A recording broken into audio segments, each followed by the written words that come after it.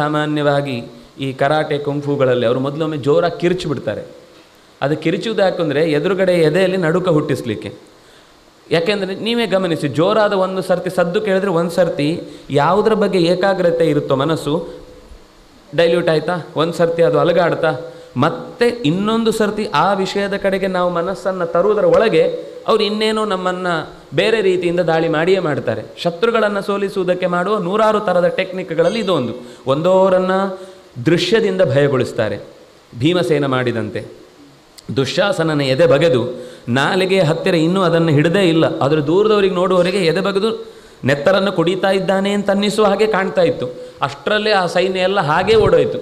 ಅಯ್ಯೋ ಇವನು ಬಿಟ್ಟರೆ ನಮ್ಮ ಎದೆಯನ್ನು ಬಿಡಲ್ಲ ಅಂತ. ಅಂದರೆ ಇದೊಂದು ಟೆಕ್ನಿಕ್ಕು. ಹಾಗೆ ಸದ್ದು ಮಾಡುವುದು, ಧ್ವನಿಗಳನ್ನು ಕೇಳಿಸುವಂತೆ, ಅಂದರೆ ರೂಪ ದೃಶ್ಯವನ್ನು ಸೃಷ್ಟಿ ಮಾಡುವುದು, ಇದೆಲ್ಲವೂ ಕೂಡ ಶತ್ರುಗಳ ಪಾಳೆಯವನ್ನು ಗಾಬರಿಗೊಳಿಸುವುದಕ್ಕೋಸ್ಕರ ಮಾಡುವಂಥದ್ದು. ನಮ್ಮನ್ನು ಕೂಡ ರಾಮಚಂದ್ರ ಹೇಳುವ ಮಾತು, ನಮ್ಮನ್ನು ಕೂಡ ಶತ್ರುಗಳು ಇದೇ ರೀತಿ ದಾಳಿ ಮಾಡುವುದಕ್ಕೆ ಬೇರೆ ಬೇರೆ ರೀತಿಯಾದ ತಂತ್ರಗಳನ್ನು ಹೂಡ್ತಾರೆ. ಆದರೆ ಅದಕ್ಕೆ ಯಾವುದಕ್ಕೂ ಕೂಡ ನಾವು ಬಗ್ಗಬೇಕಾದ ಅವಶ್ಯಕತೆ ಇಲ್ಲ. ಅನಾಗತ ವಿಧಾನಂತೂ ಕರ್ತವ್ಯಂ ಶುಭಮಿಚ್ಛತ. ಅನಾಗತ ವಿಧಾನಂ, ಇನ್ನೂ ವಿಷಯ ಬಂದಿಲ್ಲ, ಇನ್ನೂ ಆಕ್ರಮಣ ಆಗಿಲ್ಲ, ಅದಕ್ಕಿಂತ ಪೂರ್ವದಲ್ಲೇ ನಾವು ಅದಕ್ಕೆ ಏನು ಸಿದ್ಧತೆ ಮಾಡಿಕೊಳ್ಬೇಕು ಅನ್ನೋದನ್ನು ತಿಳಿಬೇಕು. ವಿಧಾನ ಅಂದರೆ ಇದೇ ವಿಧಿಯಿಂದ ಹೀಗೆ ಕರ್ತವ್ಯವನ್ನು ನಿರ್ವಹಿಸಬೇಕು ಅಂತ ನಮಗೆ ಮೊದಲೇ ಕನ್ಫರ್ಮೇಷನ್ ಇರಬೇಕು. ಎಲ್ಲ ಯುದ್ಧ ಆದಮೇಲೆ ನಾನು ಈ ದಿಕ್ಕಿಗೆ ಹೋಗ್ಲಾ, ನೀನು ಆ ದಿಕ್ಕಿಗೆ ಹೋಗ್ತೀಯಾ ಅಂತ ಈ ಥರ ಕನ್ಫ್ಯೂಷನ್ನಲ್ಲೇ ಇದ್ದರೆ ಇದು ಮುಂದಿನ ಯುದ್ಧ ಪ್ರಸಂಗದಲ್ಲಿ ಬರುತ್ತೆ.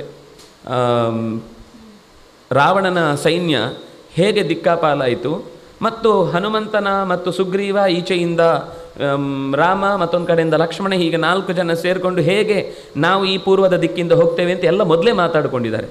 ನಾವು ಇದೇ ದಿಕ್ಕಿನಿಂದ ಹೋಗ್ತೇವೆ, ನೀವು ಇದೇ ದಿಕ್ಕಿನಿಂದ ಬರಬೇಕು. ಅವರಲ್ಲಿ ಕೊನೆಯವರೆಗೂ ಮೀಟಿಂಗು. ಯುದ್ಧಕ್ಕೆ ಎಲ್ಲ ಒಳಗೆ ಕಪಿಗಳು ನುಗ್ಗುತ್ತಾ ಇದ್ದಾರೆ ಅಂತನ್ನುವ ತನಕನೂ ಮೀಟಿಂಗೆ. ಆಮೇಲೆ ಸರಿ ಯಾರೋ ಒಬ್ಬರು ಹೇಗೋ ಹೋಗಿ, ಅಂದರೆ ಇವರು ಏನು ಯೋಚನೆ ಮಾಡಿದ್ದಾರೆ ಅಂದರೆ ಯಾವ ದಿಕ್ಕಿನಲ್ಲಿ, ಅದರಲ್ಲೂ ಮತ್ತೆ ಆ ಯುದ್ಧದ ಪ್ರಸಂಗದಲ್ಲಿ ನೋಡಿದರೆ ಗೊತ್ತಾಗುತ್ತೆ, ಪರಸ್ಪರ ಪ್ಲೇಸ್ ಚೇಂಜ್ ಮಾಡಿಬಿಡ್ತಾರೆ. ಯುದ್ಧಕ್ಕೆ ಅಂತ ಹೀಗೆ ಹೋದವರು ಅಲ್ಲಿ ಬಂದ ವ್ಯಕ್ತಿ ಬೇರೆ ಆದ ತಕ್ಷಣವೇ ಇವರು ಈ ಸೈನ್ಯದ ಸ್ಥಳಾಂತರ ಮಾಡಿಬಿಡ್ತಾರೆ.